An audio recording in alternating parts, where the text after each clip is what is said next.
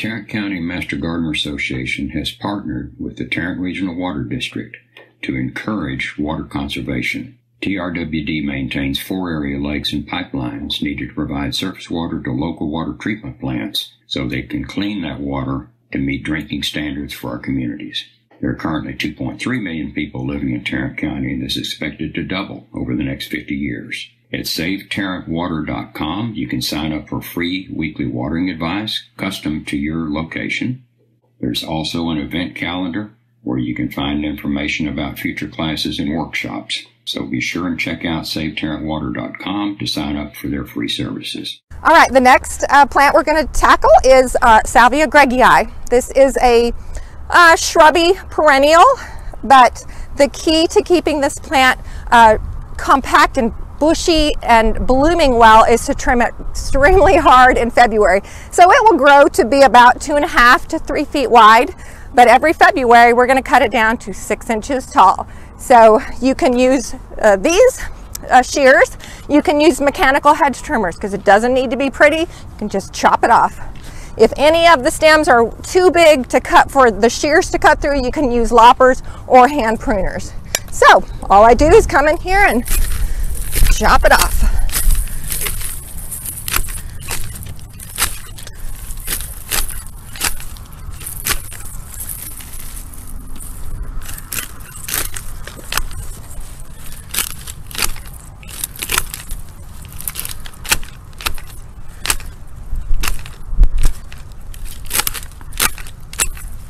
And the pruning police aren't going to come and measure 6 inches. Somewhere between 1 foot and 6 inches is good, just to get all that old growth off. If you don't do this, the plant tends to get very woody and rangy, and sometimes it can split in the middle and then it just doesn't bloom as well. So if you'll do this every February, this is one of my favorite perennials, and it just performs amazing when you do that. Okay, so we're gonna do the next one same way.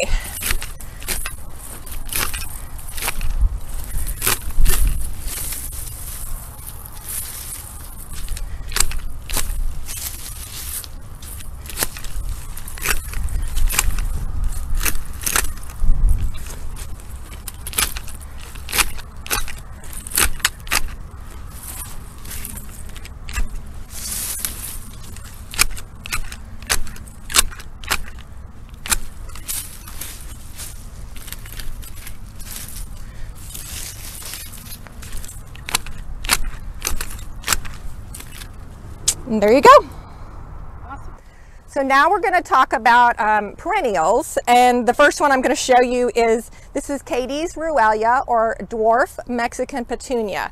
I have one interesting way to prune it. When it's really dry and crispy in the wintertime, you can just step on it a lot of times and it'll snap right off like that. But we haven't had a super hard freeze, so it's kind of still halfway growing. So then you can just come in and you cut that down at the ground, right down to the ground, every stem.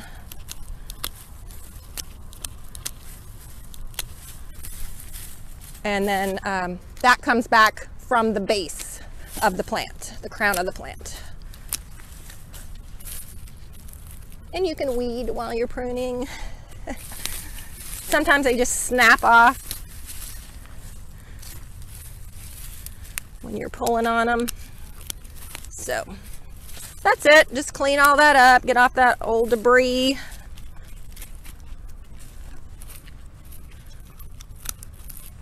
And as soon as it quits freezing, they're gonna be right back up.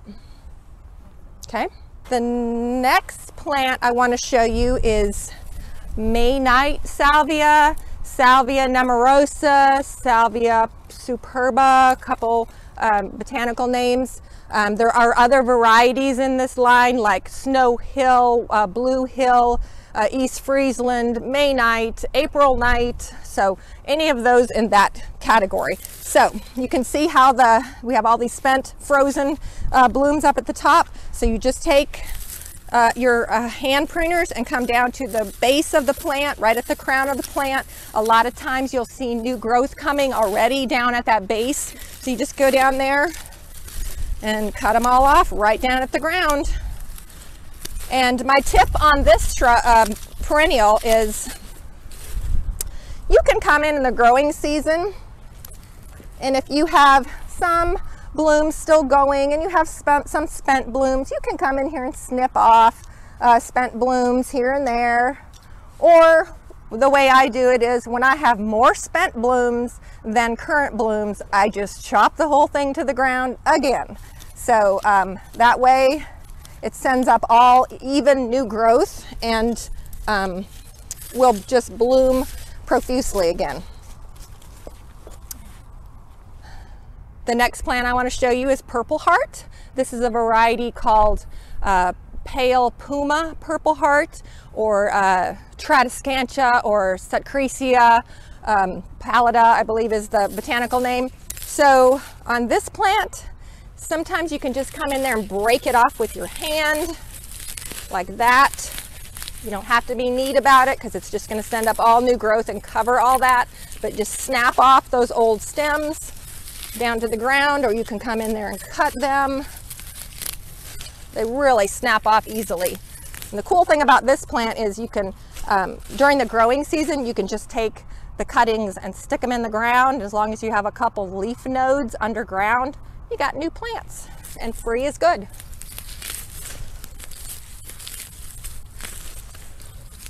Again, this one usually, when we have a hard freeze, it will freeze all of the stems, and there's no mistaking you know, what you need to remove.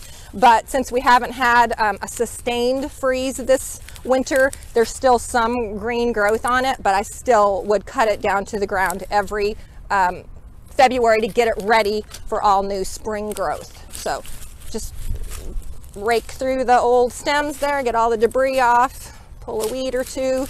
So there you go with that. And you can see how hard, this is that May night, you can see how hard I cut that all the way down to the ground. So, but that will send up all new growth as soon as it's done freezing. The next plant I want to show you is catmint, or nepeta. This is a variety here is Walker's Low, and it will grow, as you can see, about 4 feet wide. It only grows about 2 feet tall, but very wide. This is a plant I like to use instead of lavender because it gives you that same look. But anyway, so you come in here, and even though it's grown 4 feet wide, you're going to cut it back down to 6 inches, or really kind of to the ground. Just cut back down to, you'll see a rosette of growth at the base. So hopefully when I cut this back, you'll be able to see that. So I'm just going to come in here and start cutting. Yes, I can see that new growth down at the bottom.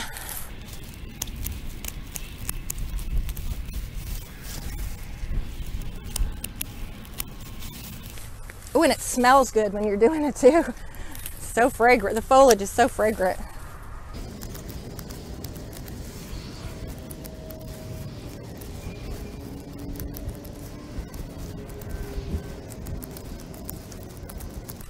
Try to keep your fingers out of the way when you're snipping. Not that I would know anything about that. So, I don't know, can you see right here at the base how we have that new fresh growth coming out right there? See that? And down here at the base of the plant, all new fresh growth that will start growing as soon as we're done with freezes. And again, we'll fill back out to that 4-foot lavender blooming shrub. I mean perennial. So there you go on that one. The next one we're going to tackle is, this is Palace Castle Artemisia. Excellent, excellent, fragrant foliage plant, but it grows very large, 4 to 5 feet wide. This is that Palace Castle Artemisia. You can see how wide and sprawling this is, but we are going to cut this back down, way down at the base of the plant as well. And you may need your loppers to do that because some of the stems on this are very large. So you're thinking, where do I start? Just start chopping away and you will get to where you need to. So just come in here and start cutting those big stems away.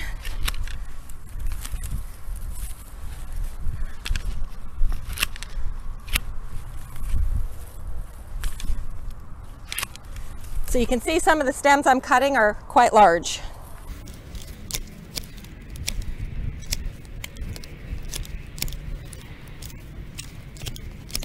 They do cut very easily though because they're a softer wood.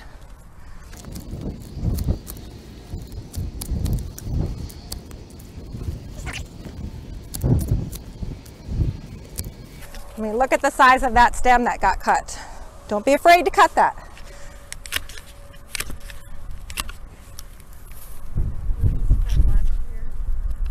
Yes. They do this every year.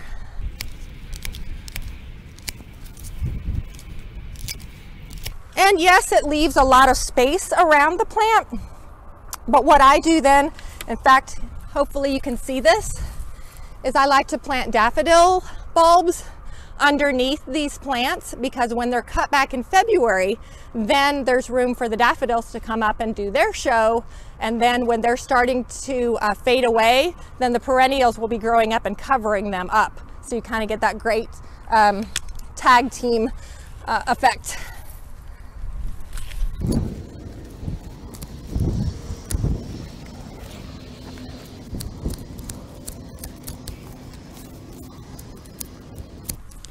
So somewhere between,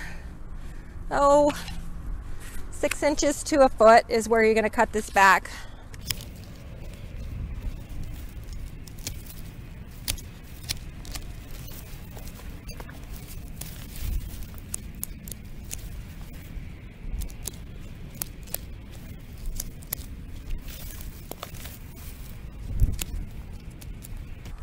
And then again, that will just, all those fresh cuts will start pushing new growth from the base of the plant. And again, it will be 4 or 5 feet wide. The next perennial is Zexmania.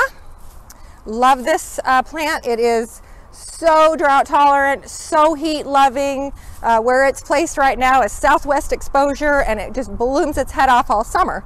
But it does go completely dormant back down to the crown. So all of the old growth gets cut off. I don't mind leaving this through the winter in case there's birds that want to come and forage off the seed heads of this. But you just come in here. You can use shears or you can use hand pruners.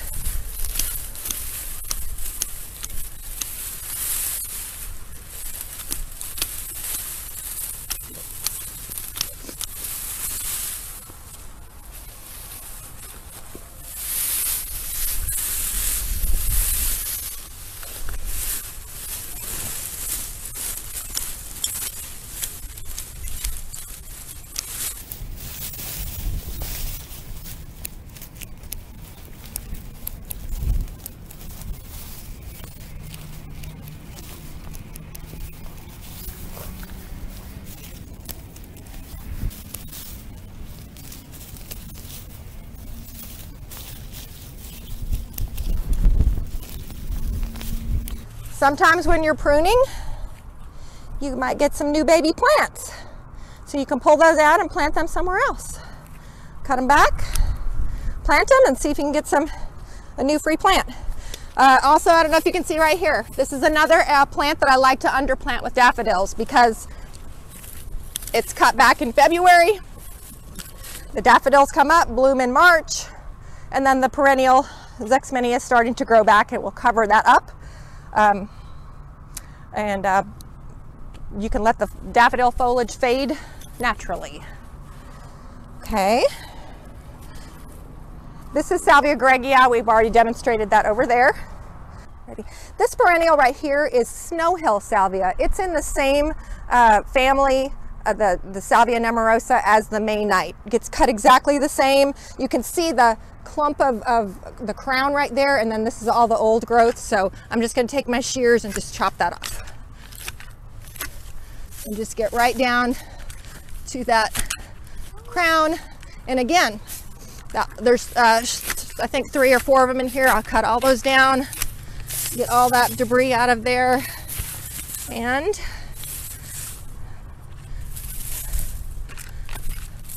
they will all send up new growth when it's done freezing and bloom white spike-like blooms all summer long. This perennial here. Let me clean this debris away.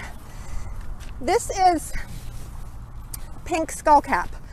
So it stays fairly evergreen, but what I like to do with it in this time of year is just give it what I call a haircut, just to kind of tidy it up and get off any of the little ends that maybe had a little damage. There are some years when we've had sustained temps maybe in the 20s that it will freeze deeper in and you can cut it off at the ground. But this year when it's been so mild, I just give it a haircut. So literally just come in with the shears, give it a haircut to kind of cut off any of the tips that have had a little freeze damage on them and just tidy it up.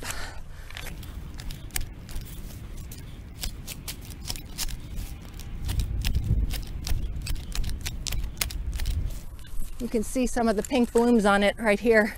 It will bloom profusely pink all summer long.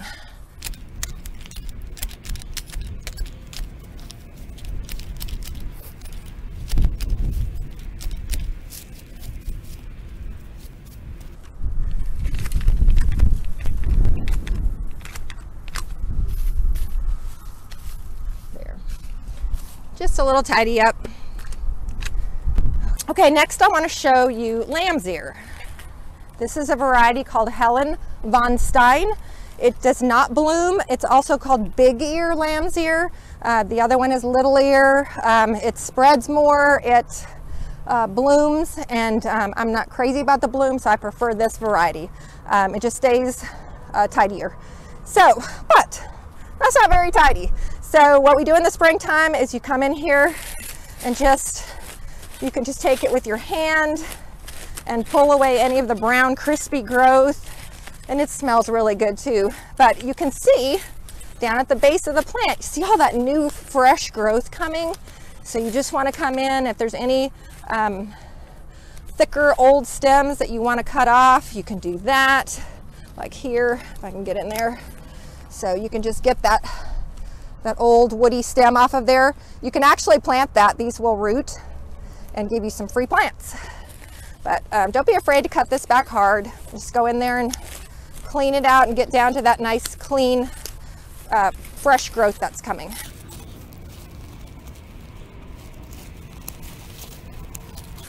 And you may have to do this a couple times during the growing season. I know, like in the summertime, it will have some brown growth on it, browning. So you just cut that off, or you can just pull it off in the summertime. Just come in there and clean it up with your hand.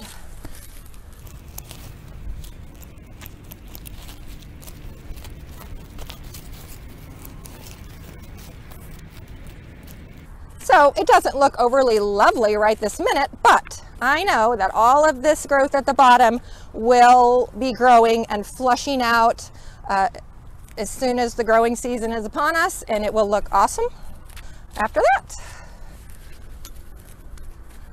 So there. Ready? Okay, the next perennial I'm going to show you, it's called four-nerve daisy. Hymenopsis, I think is the botanical name. So this one here, you can see how this one over here, I hope you can see, is mostly in bloom. This one here is mostly spent blooms. So what I do is when I have more spent blooms than blooming, even though there's still a little bit of color on it, I just give the whole thing a haircut. So this one is evergreen. The foliage will stay evergreen on it. So I just take these little hairy like stems and cut them down to the foliage of the plant. And then what I like to do is take these stems like this and just tap them on the ground, or go like that and scatter those seeds, because a lot of times they will reseed, and free is good.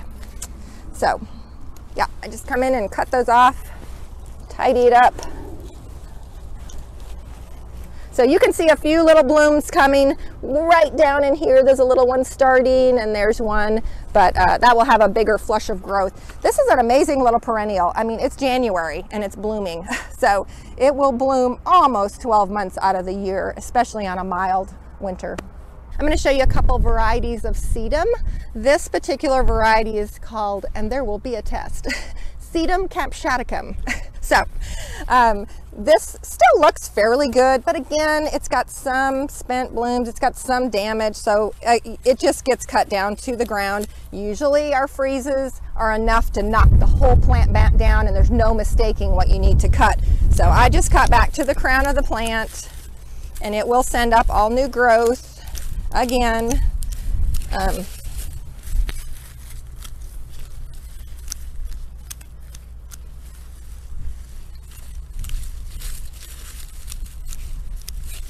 So you can kind of see down here the little rosettes forming at the base. That will come back and form the new plant, and it will just be nice and clean and tidy. But the cool thing about this plant, again, take any of these stems, stick them in the ground, and as long as you got a little leaf node underground, you got free plants. And then this particular variety is called Sedum reflexum. Maybe blue spruce sedum or something like that. This one here is evergreen. There's really nothing you need to do with this plant. It does send up a little yellow bloom on it. As a matter of fact, give me 1 second and I will show you what the bloom looks like.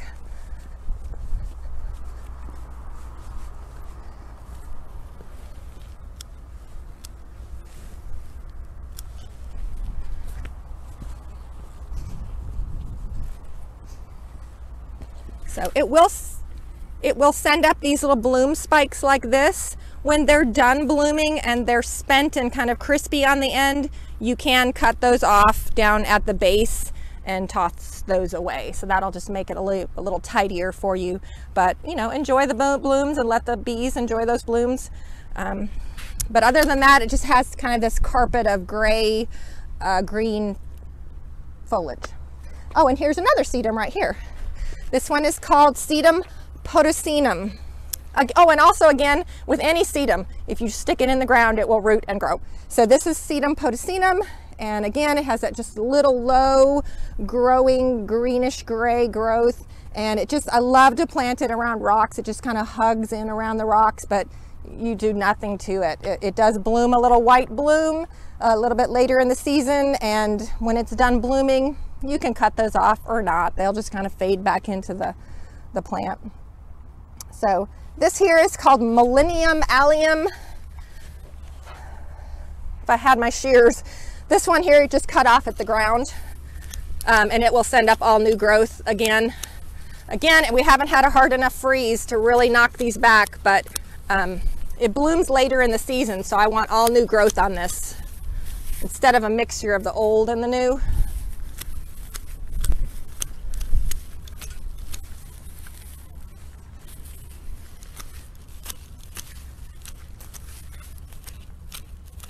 You will have the same look as this with garlic chives. Garlic chives bloom here in the fall, like September timeframe.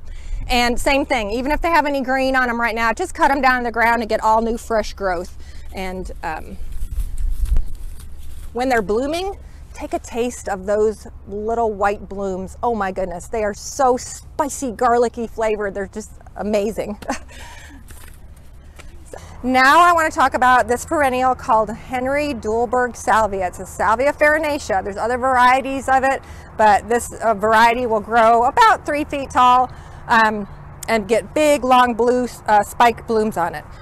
So here's the pruning technique to this plant. Take your shears, chop it off at the ground.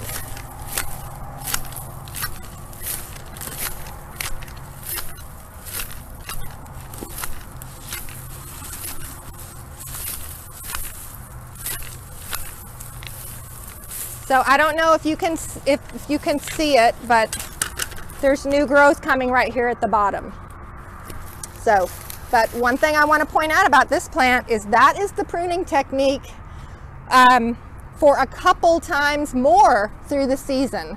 So this plant will start coming up in March, and by April it will be blooming. It will bloom all of April, all of May, and then it starts looking what I call leggy, where the bottom foliage seems to die away, and then you just have top growth. So I call that leggy. Just grab your shears, chop it to the ground, And within a few weeks, it will be back up and blooming again. So don't be afraid to cut this plant as many times as you need to keep it looking good. So again, it will probably, you'll do it in February, you'll probably do it again in late May, early June, and then you'll probably do it again maybe late August, early September to get it ready for that fall flush of blooms. So same technique every time, just chop it to the ground. All right, now I'm going to talk about pruning Mexican bush sage or Salvia leucantha. So this is a fall bloomer, gets these purple velvety like blooms on it and attracts butterflies like nothing else. So it doesn't come back from here, it comes back from the crown. So what you do is grab your pruners and you just come down to the ground and you cut, they're quite large stems, but you come down there and you cut all that growth off, old growth.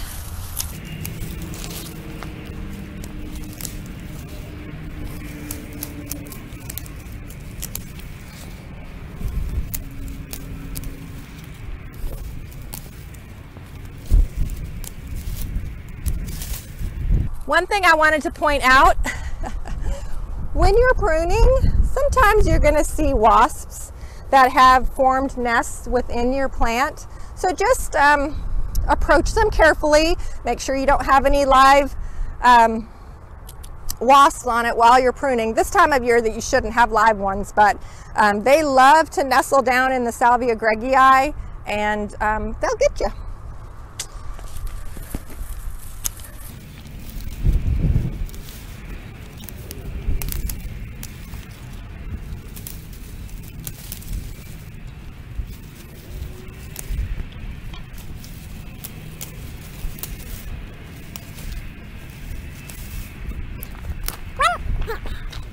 When you get down to the smaller stems, then you can just take your hedge trim or your shears and just come in then and chop it down to the ground.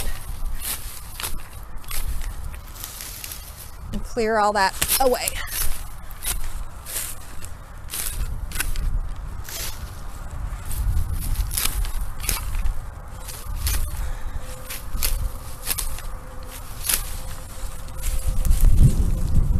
So then that will be sending up all new growth.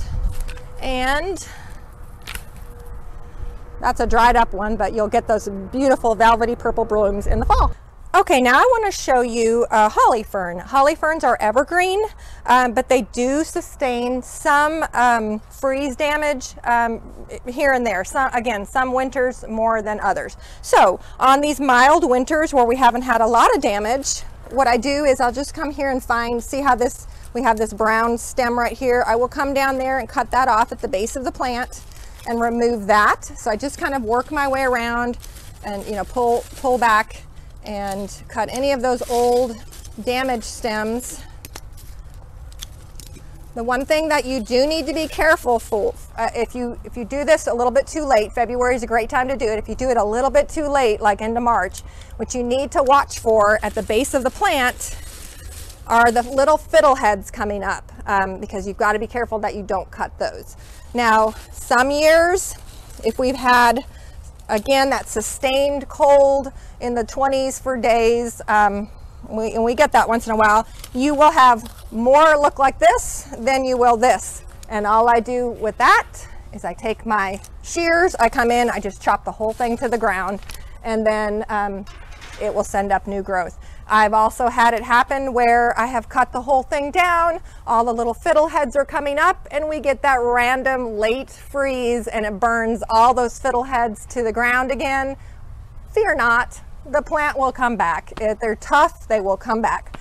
But on these mild winters, it's a little tedious. So I just come in and snip and tidy it up, and it's already got some new growth coming right here. So that's kind of fun. Now on wood ferns that are deciduous, they will turn brown with their first freeze, and you just cut those to the ground to get those cleaned up. Now I'm going to show liriope. This is variegated liriope, and it doesn't have a lot of damage on it, but you can see, for instance, on this stem right here, it's kind of got some tip burn on it, and that could be either from last summer, if it got a little too dry, or maybe with the freeze. And here's a little damage on that one right there, if you can see that. So the way to handle all liriope is, you can do it with your hand shears, pruners, or shears. And what I do is just come in here. Well, that's not gonna work. I'll do this. Just come in here and cut it to the ground.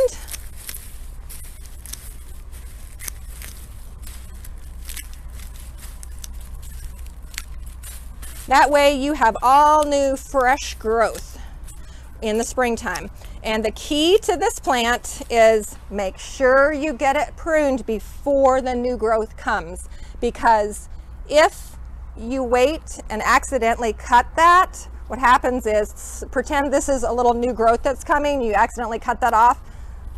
This is what the edge of your liriope is going to look like all year. It's all going to be flat topped. So you want that pointed end. So earlier is better. It doesn't matter whether it's the green ground cover type or this variegated type, cut them to the ground, and that gets rid of any spent blooms, any tattered edges, and it's nice, new, fresh, clean growth. So if you have the green ground cover type, you can actually take a weed eater to it and just buzz it all down to the ground. Doesn't have to be pretty or even uniform, just it will all grow back up and cover any of that tattered cutting and be great. And it's just once a year. Is tropical giant spider lily, Hymenocallis spider lily. It's different from Lycoris spider lily, but anyway, it's kind of like a crinum, only better. So you can see this has sustained a lot of freeze damage. So what we're going to do is cut this down to the ground. And these work great for doing that because these stems down at the ground are going to be full of a lot of moisture, kind of like a canna. They're going to be very mushy down at the bottom. So just go in and cut them down.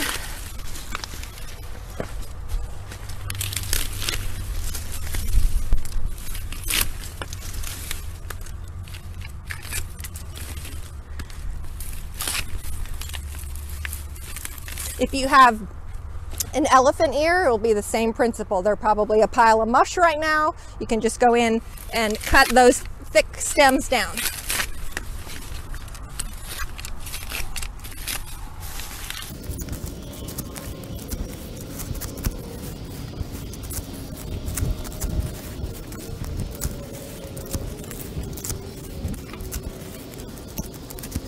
And I'm not sure if I've mentioned this before, but they say that working in your yard will burn about 300 calories an hour.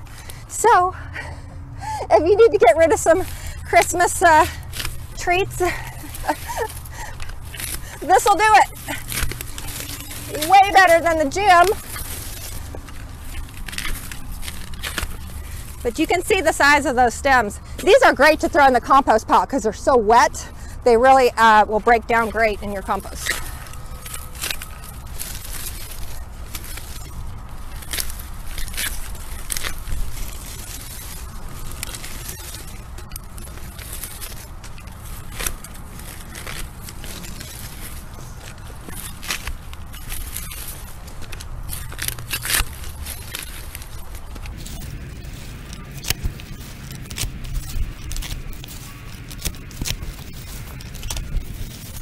Just keep working your way through the clump.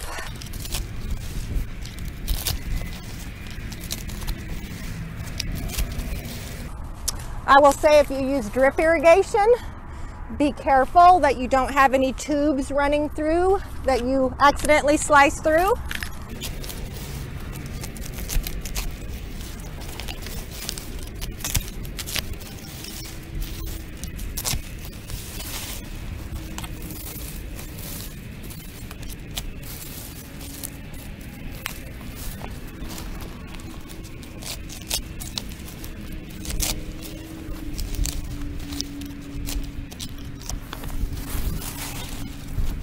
Clean all your debris away, and then it will stand up all new growth when it's done freezing and the time is right.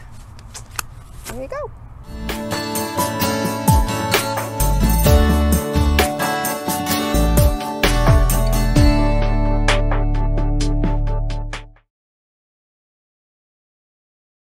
everybody? All right, I'm going to share my screen now.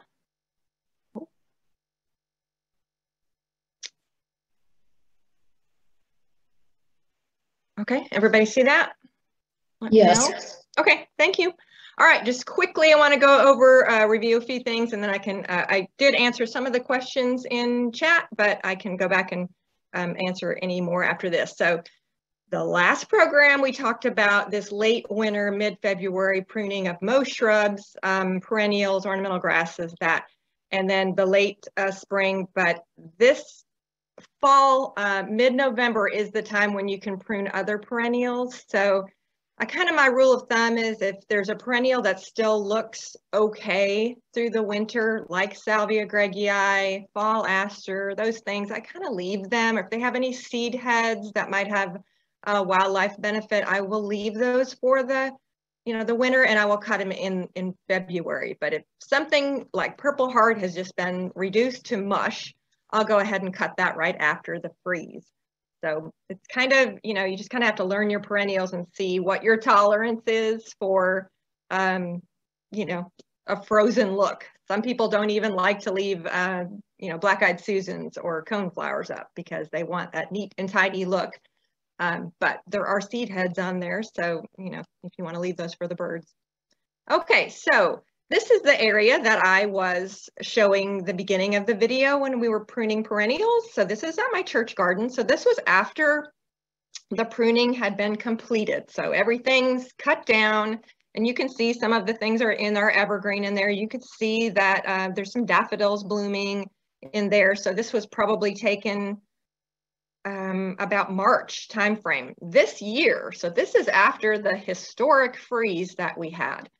So you can see that, I'm going to show you a progression of that. So this was probably taken in April of this year. So you can see how all of these perennials responded to that freeze. Just didn't even bother them. So again, the pink bloomers on the left-hand side there, those are Salvia greggii. They were chopped down to 6 inches tall. That's catmint, the purple lavender right in the middle. That was cut down to the ground off on the right-hand side, up kind of by the steps right there. The white blooming, and then down in the lower right-hand side there, the blue blooming. Those are the Salvia nemorosa or Salvia superba. So snow hill salvia, May night salvia, April night salvia. So those were all cut to the ground, but you can see how they've come back.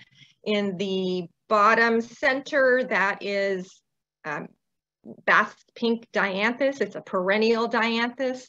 So that's an evergreen. I'll show a picture of that later on some of the evergreens that really don't need any pruning until after they're done blooming. You can see the yellow blooming right beside that dianthus in the lower center there, and then off to the lower left-hand side. That's the sedum reflexum, and that's that yellow bloom that I was talking about. So you can go ahead and deadhead those when they're done blooming, but they are an evergreen perennial. And this is the same garden in the fall. So you can just kind of see the progression of those perennials. You can see that Purple Heart right there in the middle. I mean, it was just a pile of mush when I pruned it, and it just grew back great. You can see the Katie's Ruellia right there above the boulders right there.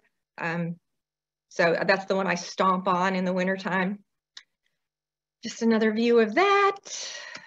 Okay, so here's a list. I don't know if you can take a screenshot of this, but these are a lot of the perennials that I use when I do landscaping. So this is just a list of the herbaceous perennials that after a freeze, you can cut them to the ground then.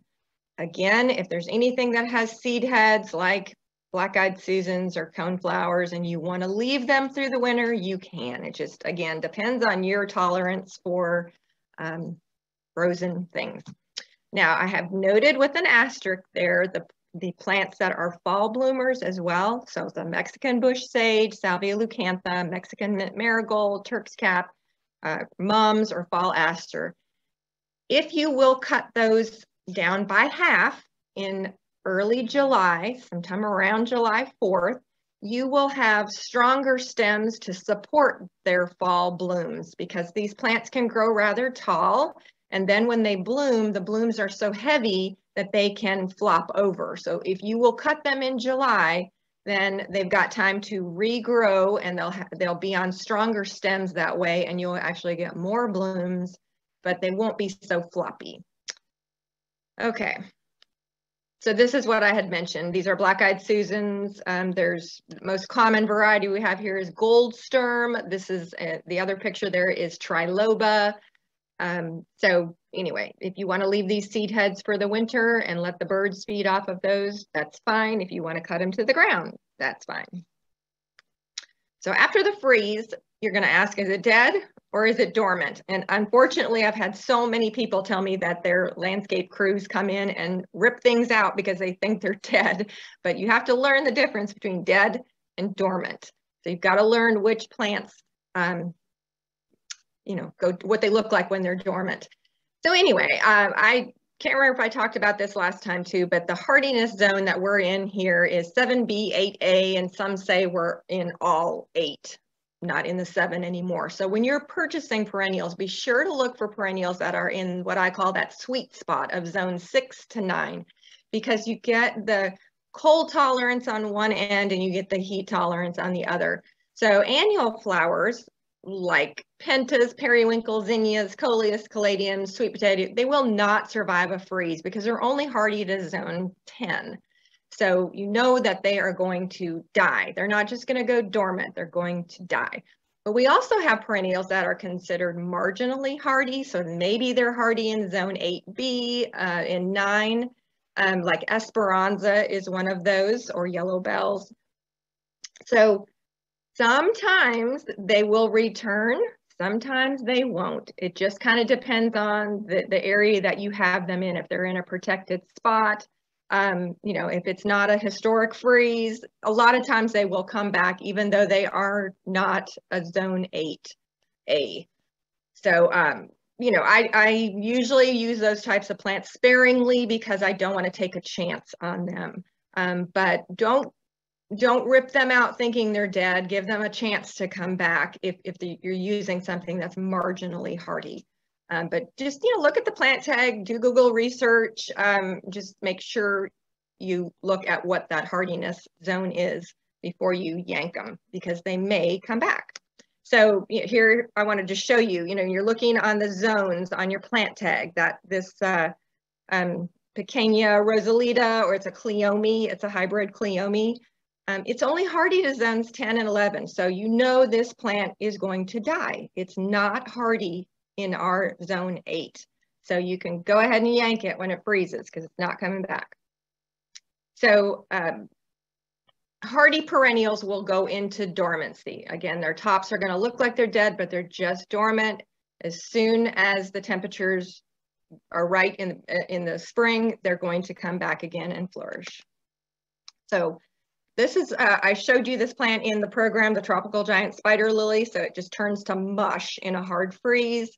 And interestingly enough, that video that I did was filmed at the very end of January. I had no idea the hard freeze that we were about to get in February.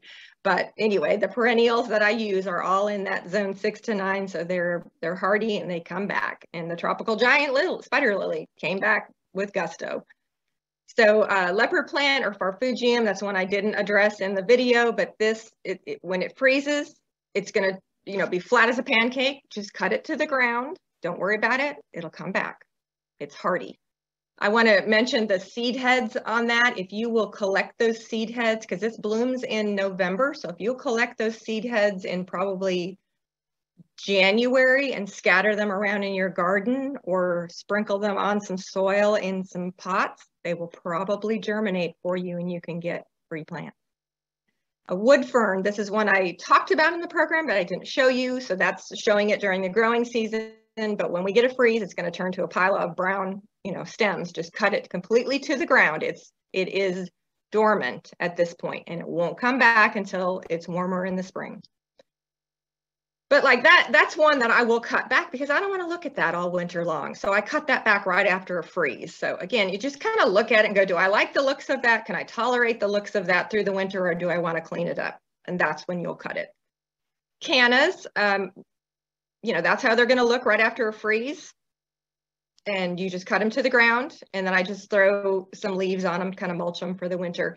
Now you can, I mentioned this in one of the chat answers, if you want to watch the forecast, and if we have a freeze in the forecast, you can go ahead and cut your cannas before that because your stems will be easier to cut. If you wait till after a freeze, they are mushy and wet, and it's just kind of messy to do the pruning then. But, you know, if they forecast a freeze and they miss it, yeah, then you're cutting your cannas too early, you know, so you could be enjoying them for a few more weeks if they really don't freeze. So I'll let you decide if you want to do it based on a forecast or not. Turk's cap, this is going to it's going to look like that after a freeze. So, you know, there's some little seed heads on that. Again, if you want to leave those for the birds, you can. If you can't tolerate that look, go ahead and cut them to the ground. And one of my little tips on Turk's cap is, because this is a native and this roots very, very strongly.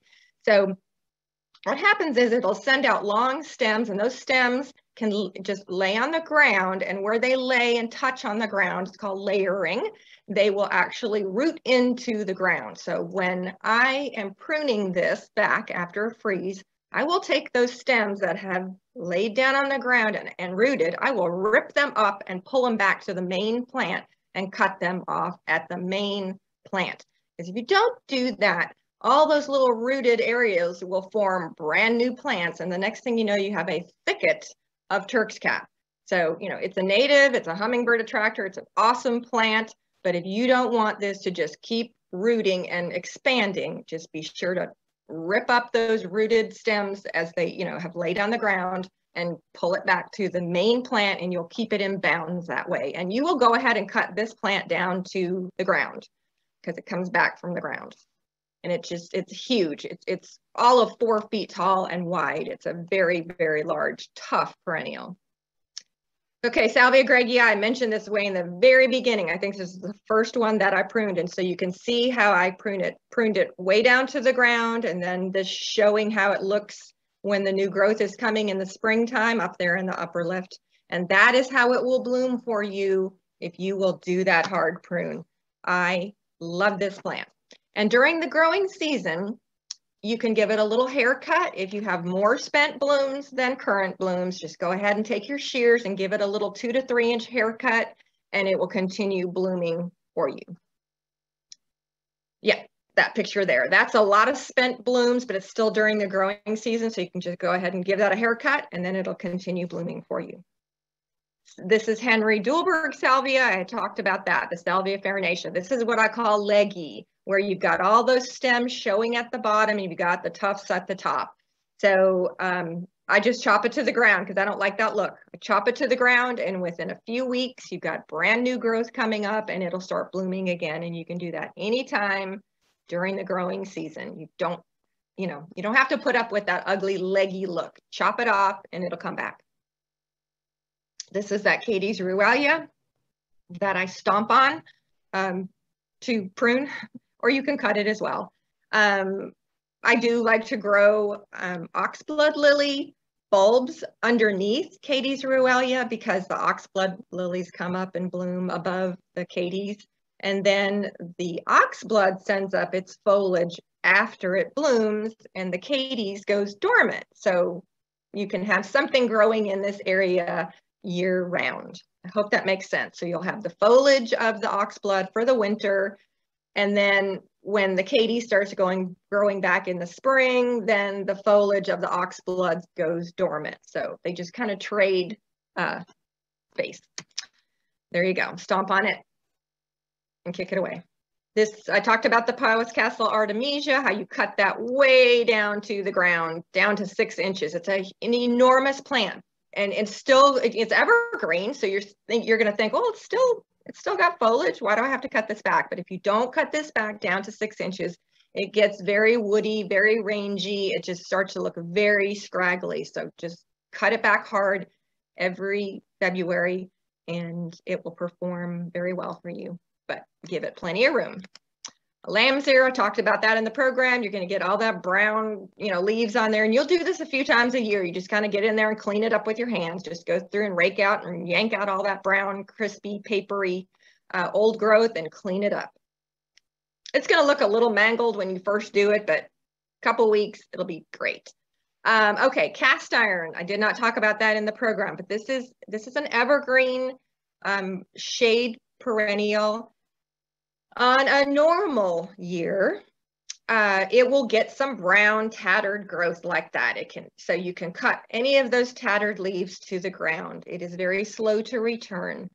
Some years, like this year, February, it took a beating, and everybody's just turned, completely brown. I just cut mine completely to the ground, just like that. And it's very slow to return. It will be May before it returns. So this is one, I don't like to cover plants, but this is one that you may want to consider covering in the wintertime if you don't want to take a chance on having to cut the whole thing back. But it came back. Mine came back just fine, but it took till May for it to come back. So know that.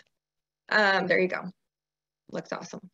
Holly ferns, I addressed that in the program. Again, some years, we have a few brown fronds on it. Sometimes you cut the whole thing to the ground. Just depends on the year, but it'll come back.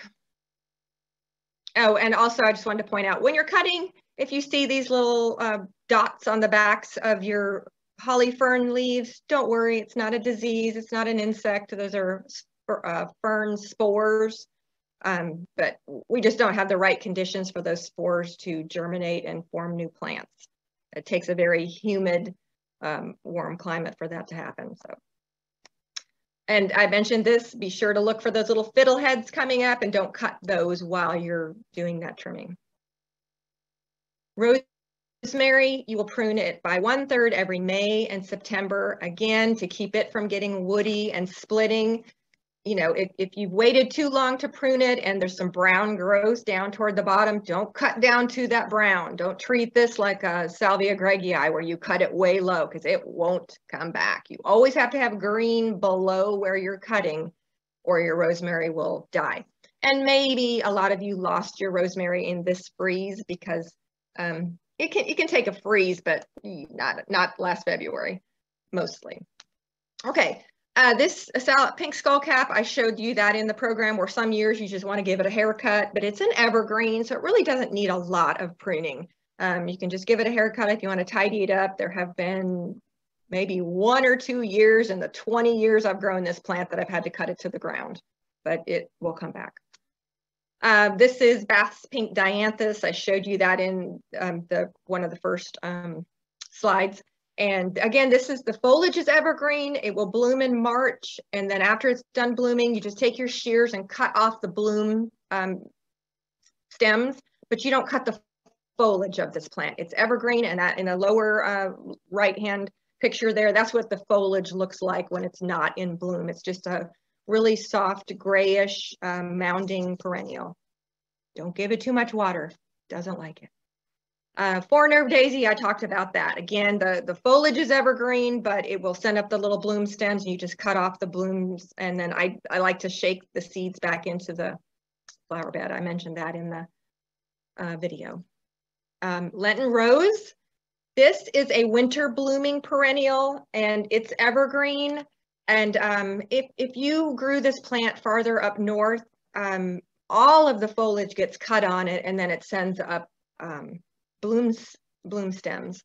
But down here, since we have milder winters usually, some of the foliage still looks pretty good. So all I do with this plant is in December or so, or before January, because it blooms in January and February, I would just go in and clean up any tattered foliage and cut that back to get ready for the bloom. So you have, the blooms are among pretty foliage and not ratty looking foliage, but it is an evergreen perennial. So it does not die back down to the ground. And then you can cut the bloom stalks when they're done blooming. This is just a variety that I really like. Anything in the frost kissed line has that variegated foliage, so you have pretty foliage even when it's not in bloom.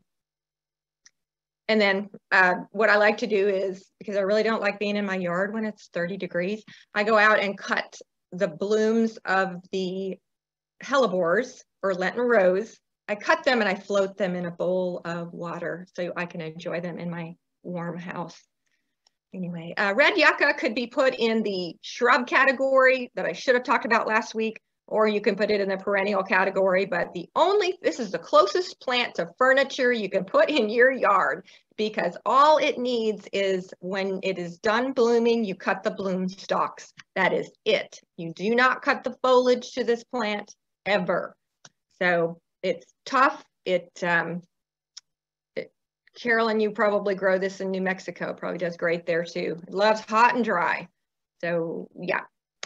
And then bulbs, I talked about growing those underneath deciduous perennials so that when you have your perennials cut back, then the daffodils can grow up and bloom in the March time frame. And by the time your perennials are growing back, once it warms up in April and May, then the foliage of the daffodils can be covered up and just wither away naturally.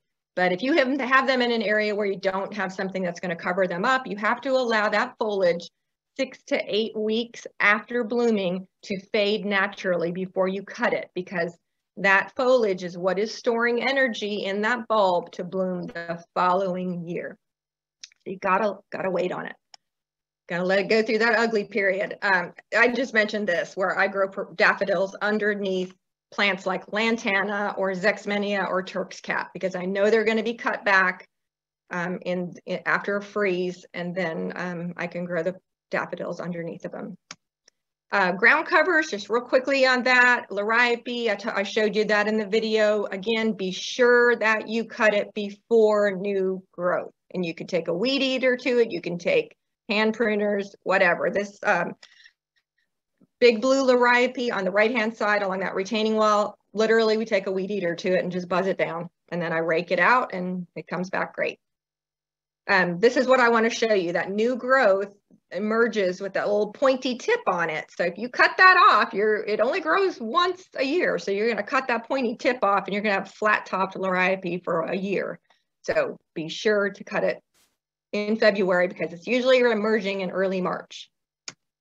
And Asian jasmine or purple winter creeper, you can take if you can get in there with a mower and you can set your mower on the highest setting, you can get in there and buzz it down with a mower. You can take a weed eater to it and just cut it down to 3 to 4 inches, and it cleans up all that frozen foliage, and then it will send up all new growth off the ground cover stems, whether it's purple winter creeper or Asian jasmine. And then the last two little ground covers, horse herb is deciduous, so it dies back down to the ground, so you can just cut those little stems off after a freeze. Frog fruit is actually evergreen, but if you want to tidy it up, you can cut it back as well and have it emerge. But they're both native, really, really tough little ground covers. And then just because you're going to be doing all your pruning and cleanup and all that, be sure to mow your leaves or rake them off your lawn. But I go ahead and leave leaves in my beds to just kind of get a little extra protection around perennials for the winter, just to protect the crown of them. You don't have to. You can mulch it if you want, super tidy, but I just leave them in there for the winter and deal with them in the spring. Throw them in my compost pile. So this is my perennial garden in my front yard in the growing season when everything's happy. But this is how it looks in February after I get everything cut back. And you can see some daffodils have been emerging there, and you can see some of the evergreen, plants. You can see ornamental grasses that have been cut back. Anyway, that's just how it looks after you get a prune, and then it goes back to that every year. It's awesome. Love perennials. So again, here's just some information from my blog spot. I do a newsletter on that, and I talk about when it is time to prune these things. The key is you have to know what the perennial is. I mean, if I tell you to go out and prune your salvia greggii and you go, I don't even know what a salvia greggii is, that makes it a little tricky. So you're going to have to learn what the perennials are. So when you see a list, you're going to know what and it describes how to prune it, you're going to have to know what the perennial is. Or you can go to Aggie Hort. Obviously, you know, Texas A&M research information on there, lots of great information for anything landscaping wise or horticulture. That's your source. And again, I talked about this in the video last week, just some of the tools that I like to use. I like to use Spelco pruners, hand pruners, but Fiskars is another brand that I really like.